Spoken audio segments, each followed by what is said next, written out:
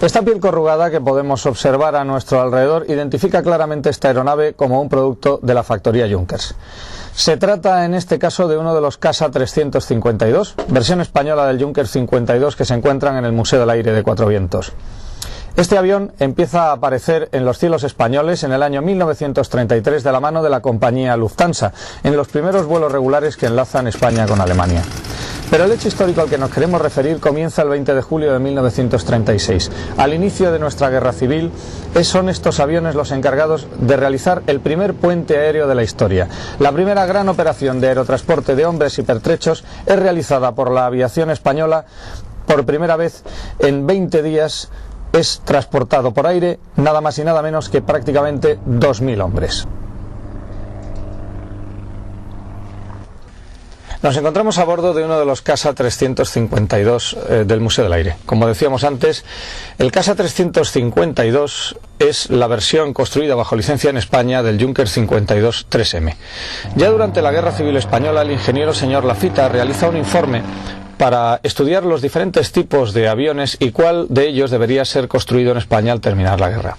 En el caso del transporte es elegido el Junkers 52 por ser un avión de construcción metálica y de fabricación relativamente sencilla, con unos motores BMW 132 que habían demostrado una fiabilidad tremenda a lo largo de su vida civil y también en la vida militar. Se construyen en Getafe en 3 series hasta 170 de estos nobles y fieles trimotores, que suponen para el Ejército del Aire la columna vertebral de la aviación de transporte.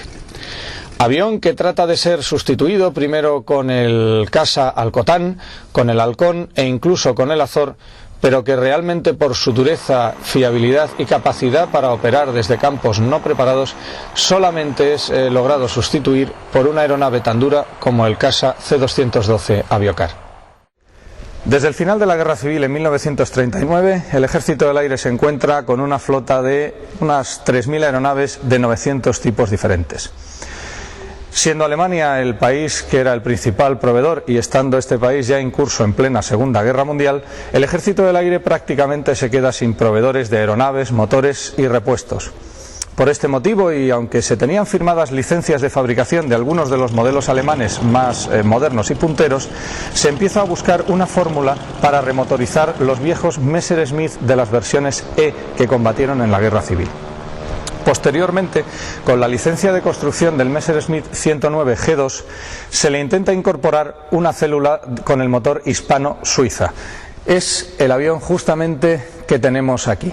Este motor resultó difícil de acoplar al avión y además de las dificultades resultó ser un motor que no estaba fino, se calentaba con mucha frecuencia y no era muy apreciado por los pilotos. Al final los aviones prácticamente hacían vuelos de palomar alrededor de sus aeródromos y prácticamente su servicio fue nulo.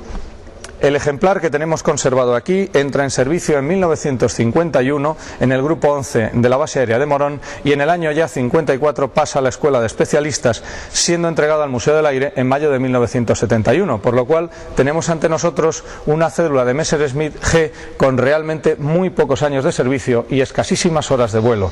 Este avión está en perfectas condiciones.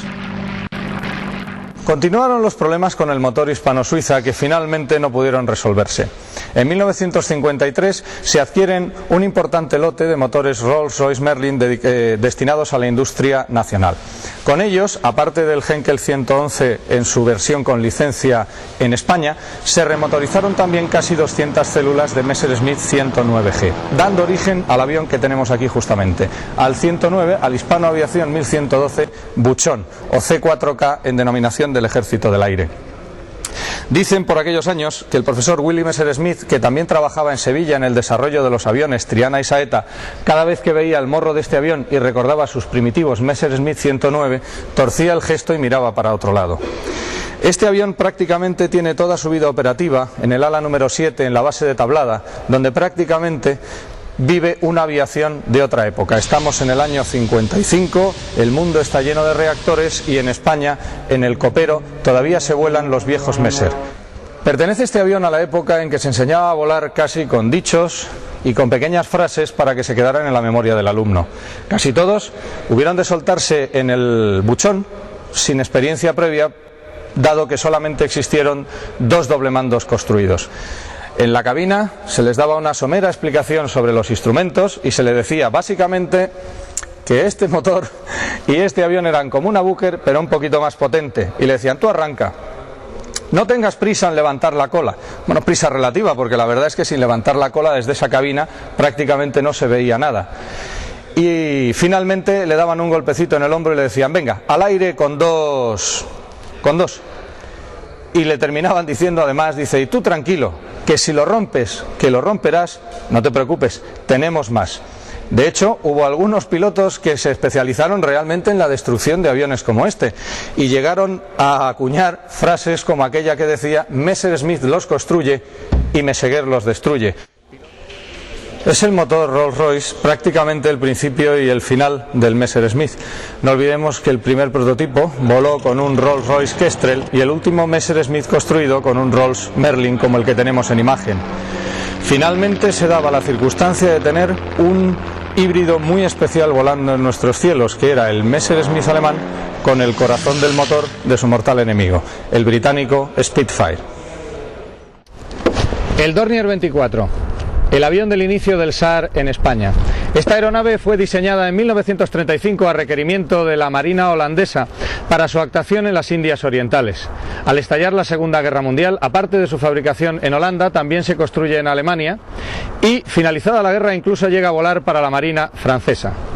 En 1944 el Ejército del Aire adquiere 12 unidades que son matriculadas civilmente y bautizadas con los nombres de 12 vírgenes.